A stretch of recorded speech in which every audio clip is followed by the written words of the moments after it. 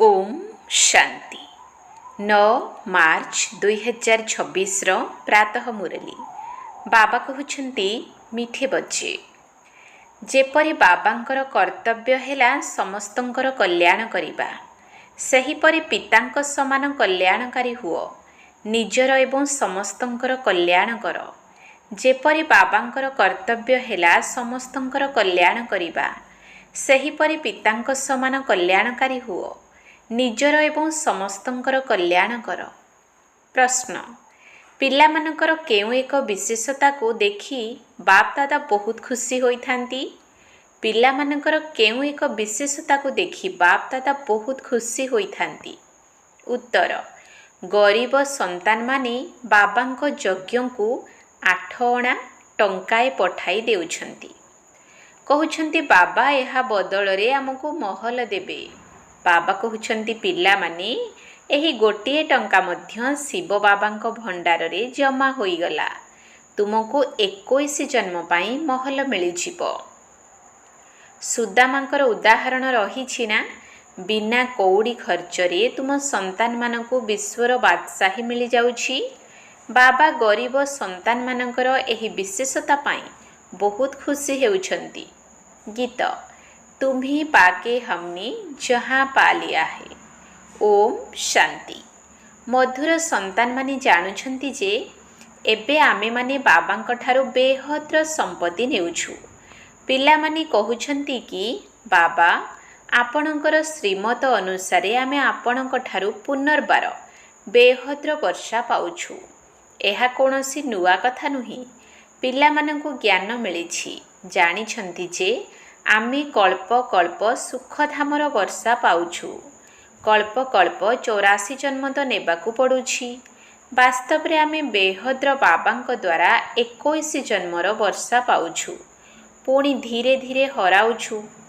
बाबा बुझाउछंती एहा अनादि पूर्व प्रस्तुत खेल अटे।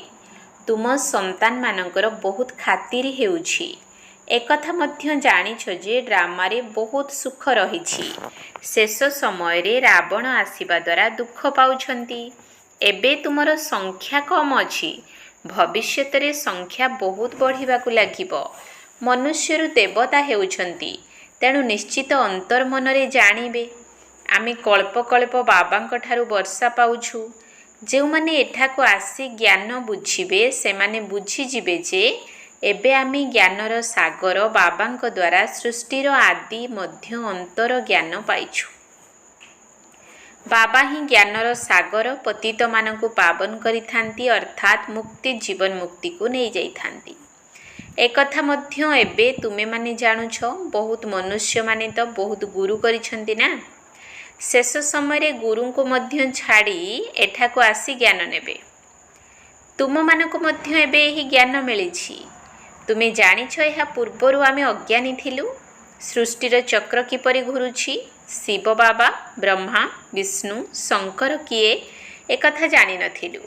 एबे जानुछ जे आमे विश्वर मालिक थिलु, तेणु तुम बुद्धि रे बहुत निशा रहिबा उचित।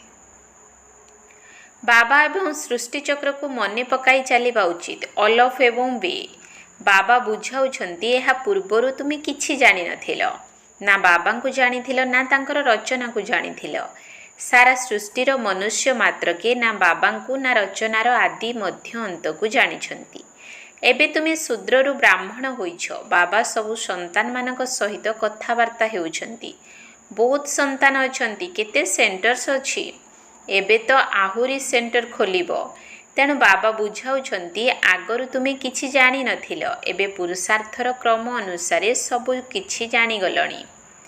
एकथा मध्य जानिछ जे एबे आमे बाबांक द्वारा पतितरु पावन हेउछु। अन्य माने तो केवल डाकुछंती तुमे हेउछ गुप्त। ब्रह्मा कुमार कुमारी बोली कहउछंती, किंतु बुझु नाहंती जे एमानंकु किए पाठ पढाउछंती। शास्त्र रे मध्य एकथा केउंठी लेखा जाई नाही। सेही गीतार भगवान शिव आसी तुम संतान मानकु राजयोग सिखाउछंती। एकथा तुम बुद्धि रे आसुछि ना। गीता मध्य तुमे पढ़िथिबो। एकथा मध्य एबे बुझुछ जे ज्ञान मार्ग बिल्कुल अलगा। विद्वत मंडली जेउ शास्त्र आदि पढ़ी उपाधि नेउछंती से सबु हेउछि भक्ति मार्गर शास्त्र। एही ज्ञान तांको पाखरे नाही। एही बाबा ही आसी रचनार आदि मध्य अंतर ज्ञान देउछंती। एही बाबा तो आसी तुम मानकर बुद्धिर ताला खोलिछंती। तुमे जानिछ आगरु आमे कौन थिलु एबे कौन होइछु। बुद्धिरे सारा चक्र आसी जाइछि। आगरु किछि बुझी नथिलु। दिनकु दिन ज्ञानर तृतीय नेत्र भल भाबरे खोली चलिछि।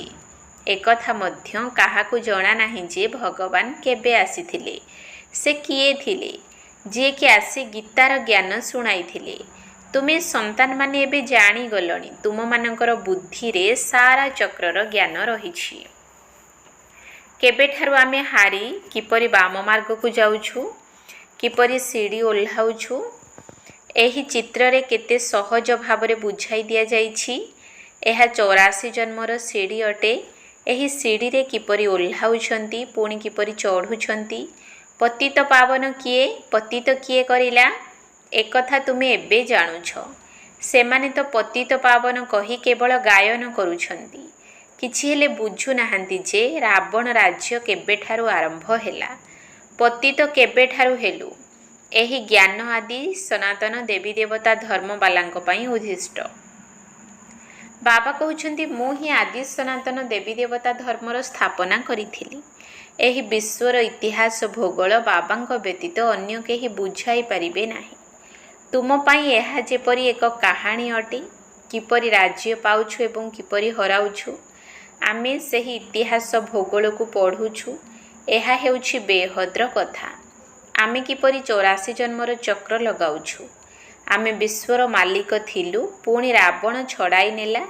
एही ज्ञान बाबा देइछंती। मनुष्य दशहरा आदि पर्व पालन करुछंती, किंतु से संबंधरे किछि हेले भी ज्ञान नाही। जेपरि तुम मानक भितरे मध्य एही ज्ञान नथिला, एबे ज्ञान मिलुछि। तेणु खुशी रे रहुछ। ज्ञान खुशी देई थाए। एही बेहद्र ज्ञान तुमर बुद्धि रे अछि। बाबा तुमर झुलामणि को भरुछंती, कहउछंती ना झोली भरी दियो। काहा को कहउछंती? साधु संत आदि को कहउनाहंती। भोलानाथ शिवं को कहउछंती, तांको ठारु ही भिक मागुछंती। तुमर तो एबे खुशीर पाराबार नाही। तुमे माने बहुत खुशी रे रहिबा उचित। तुम मानक बुद्धि रे एबे केते ज्ञान आसी गलानी। बेहद्र बाबांक ठारु बेहद्र वर्षा मिलुछि। तेणु वर्तमान निजर तथा अन्य मानकर मध्य कल्याण करिबाकु हेबो।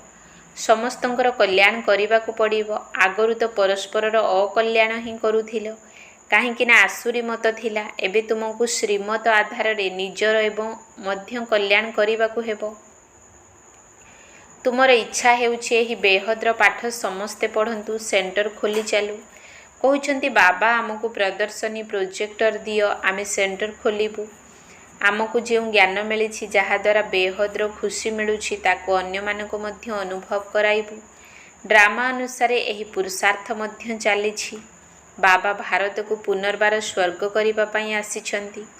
तुमे माने जानिछ आमे आगरु नरकवासी थिलु, एबे स्वर्गवासी हेबाकु जाउछु। एही चक्र तुम बुद्धि रे सर्वदा घुरिबा उचित, जहाद्वारा तुमे सर्वदा खुशी रे रहिबो।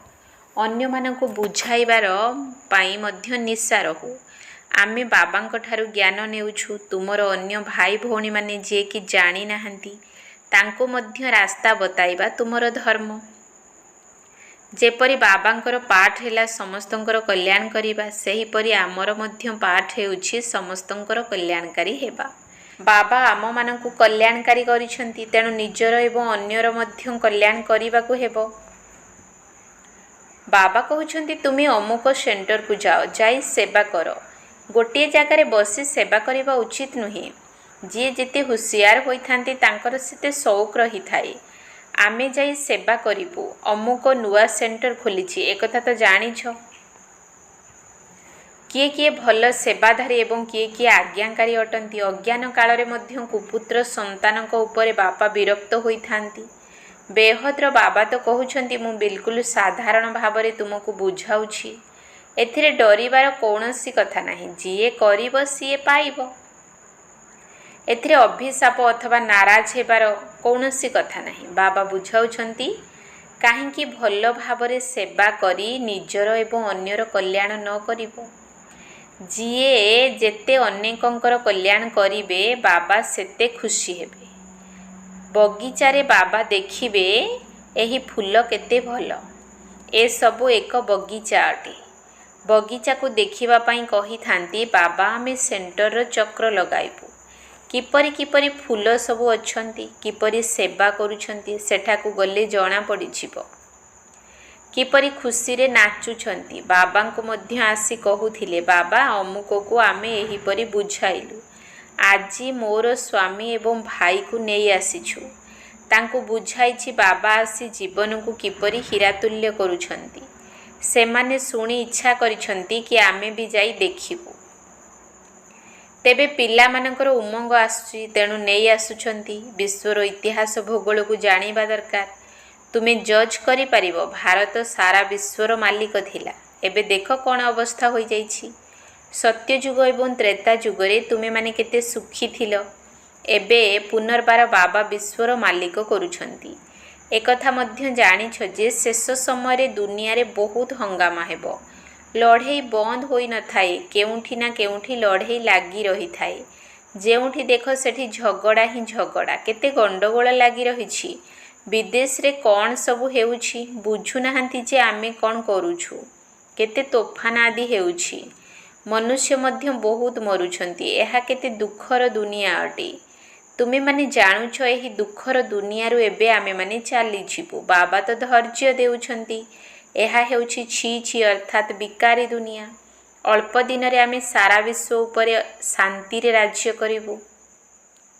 ଏଥିରେ ତ ଖୁସି ହେବା ଉଚିତ ନା। ଦିନକୁ ଦିନ ବହୁତ ସେଣ୍ଟର ଖୋଲି ଚାଲିଛି। ଏବେ ଦେଖ କେତେ ସେଣ୍ଟର ଖୋଲୁଛି। ବାବା ଲେଖୁଛନ୍ତି ଏବେ ଭଲ ଭଲ ସନ୍ତାନମାନେ ସେଠାକୁ ଯାଅ। ହୃଦୟରେ ରହୁଥିବା ସନ୍ତାନମାନଙ୍କର ନାମ ମଧ୍ୟ ବାବା ଲେଖି ଦେଉଛନ୍ତି। ବହୁତଙ୍କର କଲ୍ୟାଣ ହେବ। ଏହିପରି ବହୁତ ଲେଖୁଛନ୍ତି। ବାବା ଆମେ ତ ବନ୍ଧନରେ ଅଛୁ। ଭଲ ସେଣ୍ଟର ଖୋଲିଗଲେ ଅନେକ ଆସି ବର୍ଷା ପାଇବେ। ଏକଥା ମଧ୍ୟ ଜାଣିଛ ଯେ ଏସବୁ ବିନାଶ ହୋଇଯିବ। ତେବେ କାହିଁକି ବହୁତଙ୍କର କଲ୍ୟାଣ ଅର୍ଥେ କାମରେ ନ ଲଗାଇବା? ଡ୍ରାମାରେ ତାଙ୍କର ଏହିପରି ପାଠ ରହିଛି। ସମସ୍ତେ ନିଜ ନିଜର ପାଠ କରୁଛନ୍ତି। ଦୟା ଆସୁଛି। ଅନ୍ୟକୁ ମଧ୍ୟ ବନ୍ଧନମୁକ୍ତ କରିବା ପାଇଁ କିଛି ତ ସାହାଯ୍ୟ କରେ। ସେମାନେ ମଧ୍ୟ ବର୍ଷା ନିଅନ୍ତୁ। ବାବାଙ୍କର କେତେ ଚିନ୍ତା ରହୁଛି।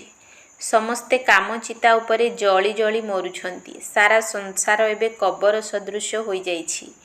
କହୁଛନ୍ତି ମଧ୍ୟ ଆଲ୍ଲାହ ଆସି କବରରୁ ଜାଗ୍ରତ କରି ସମସ୍ତଙ୍କୁ ନେଇ ଯାଉଛନ୍ତି। ତୁମେମାନେ ଏବେ ଜାଣୁଛ ଯେ ରାବଣ ତୁମମାନଙ୍କୁ କିପରି ହରାଉଛି। ଆଗରୁ ଏକଥା ଜାଣିନଥିଲ। ଆମେ ଅଳଙ୍କାର ବ୍ୟବସାୟୀ ଲକ୍ଷପତି ଅଟୁ।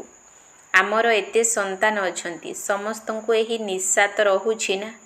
ଏବେ ଜାଣୁଛ ଯେ ଆମେ ପୁରା ପତିତ ଥିଲୁ। ଯଦିଓ ପୁରୁଣା ଦୁନିଆରେ କେତେ ବି ଲକ୍ଷପତି କୋଟିପତି ଥାଆନ୍ତୁ, କିନ୍ତୁ ସେସବୁ କଉଡ଼ି ସଦୃଶ। ସେମାନେ ସମସ୍ତେ ଯିବେ ହିଁ ଯିବେ। ମାୟା ମଧ୍ୟ କେତେ ଶକ୍ତିଶାଳୀ। ବାବା କହୁଛନ୍ତି ପିଲାମାନେ ସେଣ୍ଟର ଖୋଲ। ବହୁତଙ୍କର କଲ୍ୟାଣ ହୋଇଯିବ। ଗରିବମାନେ ଶୀଘ୍ର ହୋଇଯାଇଥାନ୍ତି। ଧନବାନ ଟିକେ ମୁସ୍କିଲରେ ସୁଜାଗ ହୋଇଥାନ୍ତି। ସେମାନେ ନିଜ ଖୁସିରେ ହିଁ ବୁଡ଼ି ରହିଥାନ୍ତି। ସେମାନଙ୍କୁ ମାୟା ଏକଦମ ନିଜର ବଶ କରି ନେଇଛି। ବୁଝାଇବା ଦ୍ୱାରା ବୁଝୁଛନ୍ତି ମଧ୍ୟ, କିନ୍ତୁ ଛାଡ଼ିବେ କିପରି? ଡର ଲାଗୁଛି ଯେ ଏମାନଙ୍କ ସଦୃଶ ସବୁ କିଛି ଛାଡ଼ିବାକୁ ପଡ଼ିବ। ଯଦି ଭାଗ୍ୟରେ ନାହିଁ ତେବେ ଚାଲିପାରିବେ ନାହିଁ। ସେମାନଙ୍କୁ ସେଥିରୁ ମୁକ୍ତି ପାଇବା ଯେପରି ମୁସ୍କିଲ ହୋଇଯାଉଛି। ସେ ସମୟରେ ବୈରାଗ୍ୟ ଆସିଥାଏ। ବାସ୍ତବରେ ଏହା ପତିତ ଛି ଛି ଦୁନିଆ ଅଟେ। କିନ୍ତୁ ସେଠାକାର କଥା ସେହିଠାରେ ହିଁ ରହିଯାଉଛି। କୋଟିକରେ କେହି ଜଣେ ଜଣେ ବାହାରୁଛନ୍ତି। ବମ୍ବେରେ ଶହ ଶହ ଆସୁଛନ୍ତି। ସେମାନଙ୍କ ମଧ୍ୟରୁ କେତେକଙ୍କୁ ରଙ୍ଗ ଲାଗିଥାଏ। ଭାବୁଛନ୍ତି ଭବିଷ୍ୟତ ପାଇଁ କିଛି କରିନେବୁ। କଉଡ଼ି ବଦଳରେ ଆମକୁ ହୀରା ମିଳିଯିବ। ବାବା ବୁଝାଉଛନ୍ତି ନା ନିଜର ସବୁ କିଛି ସ୍ୱର୍ଗକୁ ସ୍ଥାନାନ୍ତରିତ କରିଦିଅ। ସେଠାରେ 21 ଜନ୍ମ ପାଇଁ ତୁମକୁ ରାଜ୍ୟ ଭାଗ୍ୟ ମିଳିବ। କେହି କେହି ଟଙ୍କାଏ 8 ଅଣା ମଧ୍ୟ ପଠାଇ ଦେଉଛନ୍ତି। ବାବା କହୁଛନ୍ତି ତୁମର ଟଙ୍କାଏ ମଧ୍ୟ ଶିବ ବାବାଙ୍କ ଖଜାନାରେ ଜମା ହେଲା, ଯାହାଦ୍ୱାରା ତୁମକୁ 21 ଜନ୍ମ ପାଇଁ ମହଲ ମିଳିଯିବ। ସୁଦାମାଙ୍କର ଉଦାହରଣ ରହିଛି ନା। ଏମାନଙ୍କୁ ଦେଖି ବାବା ବହୁତ ଖୁସି ହୋଇଥାନ୍ତି। ବିନା ଖର୍ଚ୍ଚରେ ତୁମକୁ ବିଶ୍ୱର ରାଜତ୍ୱ ମିଳୁଛି। ଲଢ଼େଇ ଆଦି କିଛି ହେଉନାହିଁ। ଲୋକମାନେ ତ ଛୋଟିଆ ସ୍ଥାନଟିଏ ପାଇଁ କେତେ ଲଢ଼େଇ କରୁଛନ୍ତି। ବାବା ତ ତୁମମାନଙ୍କୁ କେବଳ କହୁଛନ୍ତି ମନ୍ମନା ଭବ। ବାସ୍ ଏଠାରେ ବସିବାର ଆବଶ୍ୟକତା ନାହିଁ। ଚାଲିବା ବୁଲିବା ସମୟରେ ମଧ୍ୟ ବାବା ଏବଂ ବର୍ଷାକୁ ମନେ ପକାଅ ଏବଂ ଖୁସିରେ ରୁହ। ଖାଦ୍ୟ ପାନୀୟ ମଧ୍ୟ ଶୁଦ୍ଧ ରଖିବାକୁ ହେବ। ତୁମେ ଜାଣିଛ ଯେ ଆମର ଆତ୍ମା କେତେ ପର୍ଯ୍ୟନ୍ତ ପବିତ୍ର ହୋଇଛି, ଯାହାଦ୍ୱାରା କି ସେଠାରେ ଯାଇ ରାଜକୁମାର ହୋଇ ଜନ୍ମ ନେବ। ଆଗକୁ ଗଲେ ଦୁନିଆର ହାଲତ ବହୁତ ଖରାପ ହୋଇଯିବ। ଖାଇବା ପାଇଁ ଶସ୍ୟ ମିଳିବ ନାହିଁ, ତେଣୁ ଘାସ ଖାଇବେ। ପୁଣି ଏପରି କହିବେ ନାହିଁ ଯେ ଲହୁଣୀ ବିନା ଆମେ ରହିପାରିବୁ ନାହିଁ, କିଛି ବି ମିଳିବ ନାହିଁ। ଏବେ ମଧ୍ୟ କେତେକ ସ୍ଥାନରେ ମନୁଷ୍ୟ ଘାସ ଖାଇ ବଞ୍ଚୁଛନ୍ତି। ତୁମେ ତ ବହୁତ ମଉଜରେ ବାବାଙ୍କ ଘରେ ରହିଛ। ଘରେ ବାପା ପ୍ରଥମେ ପିଲାମାନଙ୍କୁ ଖୁଆଇଥାନ୍ତି ନା। ଏବେ ତ ଦୁନିଆ ବହୁତ ଖରାପ, ଏଠାରେ ତୁମେମାନେ ବହୁତ ସୁଖରେ ଅଛ। କେବଳ ବାବା ଏବଂ ବର୍ଷାକୁ ମନେ ପକାଇ ଚାଲ। ଏବେ ନିଜର ଏବଂ ଅନ୍ୟମାନଙ୍କର ମଧ୍ୟ କଲ୍ୟାଣ କରିବାକୁ ହେବ। ଆଗକୁ ଗଲେ ସ୍ୱତଃ ଆସିବେ। ସମସ୍ତଙ୍କର ଭାଗ୍ୟ ଉଦୟ ହେବ। ସମସ୍ତଙ୍କର ଭାଗ୍ୟ ନିଶ୍ଚିତ ଉଜ୍ଜ୍ୱଳ ହେବ। ବେହଦ୍ର ରାଜଧାନୀ ସ୍ଥାପନ ହେବ। ସମସ୍ତେ କଳ୍ପ ପୂର୍ବ ପରି ପୁରୁଷାର୍ଥ କରୁଛନ୍ତି। ପିଲାମାନଙ୍କୁ ତ ବହୁତ ଖୁସିରେ ରହିବାକୁ ହେବ। ବାପଦାଦାଙ୍କ ଚିତ୍ର ଦେଖିବା ମାତ୍ରେ ଖୁସିରେ ଲୋମ ଟାଙ୍କୁରି ଉଠିବା ଉଚିତ। ସେହି ଖୁସିର ନିଶା ସ୍ଥାୟୀ ଭାବେ ରହିବା ଦରକାର। ଆଚ୍ଛା, ମିଠା ମିଠା ଶିକିଲଧେ ସନ୍ତାନମାନଙ୍କ ପ୍ରତି ମାତା ପିତା ବାପଦାଦାଙ୍କର ମଧୁର ସ୍ନେହ ସମ୍ପନ୍ନ ଶୁଭେଚ୍ଛା ଏବଂ ସୁପ୍ରଭାତ। ଆତ୍ମିକ ପିତାଙ୍କର ଆତ୍ମିକ ସନ୍ତାନମାନଙ୍କୁ ନମସ୍ତେ। ଆତ୍ମିକ ସନ୍ତାନମାନଙ୍କର ଆତ୍ମିକ ବାପଦାଦାଙ୍କୁ ନମସ୍ତେ ନମସ୍ତେ ନମସ୍ତେ, ସୁପ୍ରଭାତ। ଧାରଣା ପାଇଁ ମୁଖ୍ୟ ସାର। 1 ନମ୍ବର ପଏଣ୍ଟ। ସର୍ବଦା ଅସରନ୍ତି ଖୁସିରେ ରହିବା ପାଇଁ ବେହଦ୍ର ଜ୍ଞାନକୁ ବୁଦ୍ଧିରେ ରଖିବାକୁ ହେବ। ଜ୍ଞାନ ରତ୍ନରେ ନିଜର ବୁଦ୍ଧି ରୂପୀ ଝୁଲାମୁଣିକୁ ଭରି ନିଜର ଏବଂ ସମସ୍ତଙ୍କର କଲ୍ୟାଣ କରିବାକୁ ହେବ। ଏହି ଜ୍ଞାନରେ ବହୁତ ବହୁତ ବିଜ୍ଞ ହେବାକୁ ପଡ଼ିବ। ସର୍ବଦା ଅସରନ୍ତି ଖୁସିରେ ରହିବା ପାଇଁ ବେହଦ୍ର ଜ୍ଞାନକୁ ବୁଦ୍ଧିରେ ରଖିବାକୁ ହେବ। ଜ୍ଞାନରତ୍ନରେ ନିଜର ବୁଦ୍ଧି ରୂପୀ ଝୁଲାମୁଣିକୁ ଭରି ନିଜର ଏବଂ ସମସ୍ତଙ୍କର କଲ୍ୟାଣ କରିବାକୁ ହେବ। ଏହି ଜ୍ଞାନରେ ବହୁତ ବହୁତ ବିଜ୍ଞ ହେବାକୁ ପଡ଼ିବ। 2 ନମ୍ବର ପଏଣ୍ଟ। ଭବିଷ୍ୟତ 21 ଜନ୍ମ ପାଇଁ ରାଜ୍ୟ ଭାଗ୍ୟର ଅଧିକାର ନେବାକୁ ହେଲେ ନିଜର ସମସ୍ତ ବ୍ୟାଗେଜ୍ ଅର୍ଥାତ୍ ଧନ ସମ୍ପତ୍ତିକୁ ଟ୍ରାନ୍ସଫର କରିଦେବାକୁ ହେବ। ଏହି ଛି ଦୁନିଆ ଅର୍ଥାତ୍ ବିକାରୀ ଦୁନିଆରୁ ମୁକ୍ତ ହେବା ପାଇଁ ଉପାୟ ବାହାର କରିବାକୁ ପଡ଼ିବ। ଭବିଷ୍ୟତ 21 ଜନ୍ମ ପାଇଁ ରାଜ୍ୟ ଭାଗ୍ୟର ଅଧିକାର ନେବାକୁ ହେଲେ ନିଜର ସମସ୍ତ ବ୍ୟାଗେଜ୍ ଅର୍ଥାତ୍ ଧନ ସମ୍ପତ୍ତିକୁ ଟ୍ରାନ୍ସଫର କରିଦେବାକୁ ହେବ। ଏହି ଛି ଦୁନିଆ ଅର୍ଥାତ୍ ବିକାରୀ ଦୁନିଆରୁ ମୁକ୍ତ ହେବା ପାଇଁ ଉପାୟ ବାହାର କରିବାକୁ ପଡ଼ିବ। ବରଦାନ। ଏକମାତ୍ର ବାବାଙ୍କ ପ୍ରେମରେ ଅର୍ଥାତ୍ ଲଭ୍ରେ ଲଭ୍ଲିନ୍ ରହି ସର୍ବଦା ଉନ୍ନତିର ଅନୁଭବ କରୁଥିବା ସଫଳତା ମୂରତ ଭବ। ଏକମାତ୍ର ବାବାଙ୍କ ପ୍ରେମରେ ଅର୍ଥାତ୍ ଲଭ୍ରେ ଲଭ୍ଲିନ୍ ରହି ସର୍ବଦା ଉନ୍ନତିର ଅନୁଭବ କରୁଥିବା ସଫଳତା ମୂରତ ଭବ। ସେବାରେ ବା ନିଜର ଉନ୍ନତି କରିବାରେ ସଫଳତା ପ୍ରାପ୍ତ କରିବାର ମୁଖ୍ୟ ଆଧାର ହେଲା ଏକମାତ୍ର ବାବାଙ୍କ ସହିତ ଅତୁଟ ସ୍ନେହ। ବାବାଙ୍କ ବ୍ୟତୀତ ଅନ୍ୟ କିଛି ବି ଦେଖା ନଯାଉ। ସଂକଳ୍ପରେ ମଧ୍ୟ ବାବା, ବାଣୀରେ ମଧ୍ୟ ବାବା ଏବଂ କର୍ମରେ ମଧ୍ୟ ବାବାଙ୍କର ସଙ୍ଗର ଅନୁଭବ ହେଉ। ଏହିଭଳି ଲଭ୍ଲିନ୍ ଆତ୍ମା ଯଦି ଗୋଟିଏ ଶବ୍ଦ ବି କହିବ, ତେବେ ତାର ସେହି ସ୍ନେହଭରା ଶବ୍ଦ ଅନ୍ୟ ଆତ୍ମାମାନଙ୍କୁ ମଧ୍ୟ ସ୍ନେହର ବନ୍ଧନରେ ବାନ୍ଧିଦେବ। ଏହିଭଳି ଲଭ୍ଲିନ୍ ଆତ୍ମାର କେବଳ ଗୋଟିଏ ବାବା ଶବ୍ଦ ହିଁ ଯାଦୁ ଭଳି କାର୍ଯ୍ୟ କରିଥାଏ। ତେଣୁ ସେ ଆତ୍ମିକ ଯାଦୁକର ହୋଇଯାଏ। ସ୍ଲୋଗାନ। ଯୋଗୀ ଆତ୍ମା ତାଙ୍କୁ କୁହାଯିବ ଯେଉଁମାନେ ଅନ୍ତର୍ମୁଖୀ ହୋଇ ଲାଇଟ୍ ମାଇଟ୍ ରୂପରେ ସ୍ଥିତ ରହିଥାନ୍ତି। ଯୋଗୀ ଆତ୍ମା ତାଙ୍କୁ କୁହାଯିବ ଯେଉଁମାନେ ଅନ୍ତର୍ମୁଖୀ ହୋଇ ଲାଇଟ୍ ମାଇଟ୍ ରୂପରେ ସ୍ଥିତ ରହିଥାନ୍ତି। ଅବ୍ୟକ୍ତ ଇସାରା। ନିଶ୍ଚୟର ମୂଳଦୁଆକୁ ମଜବୁତ କରି ସର୍ବଦା ନିର୍ଭୟ ଏବଂ ନିଶ୍ଚିନ୍ତ ରୁହ। ତୁମକୁ ଯାହା ବି ସେବା ମିଳିଛି ସେଥିରେ ସର୍ବଦା ଠିକ୍ ରହିଥାଅ। ଯିଏ ନିଜର କର୍ତ୍ତବ୍ୟରେ ସର୍ବଦା ଠିକ୍ ରହିଥାଏ ତାକୁ ସମସ୍ତେ ସଚୋଟ ବା ବିଶ୍ୱସ୍ତ ଦୃଷ୍ଟିରେ ଦେଖନ୍ତି। ଏଠାରେ ମଧ୍ୟ ଯେଉଁମାନେ ଠିକ୍ ଭାବରେ ସେବାରେ ଉପସ୍ଥିତ ରହିଥାନ୍ତି ସେହିମାନେ ହିଁ ବାବାଙ୍କର ବିଶ୍ୱସ୍ତ ଅଟନ୍ତି।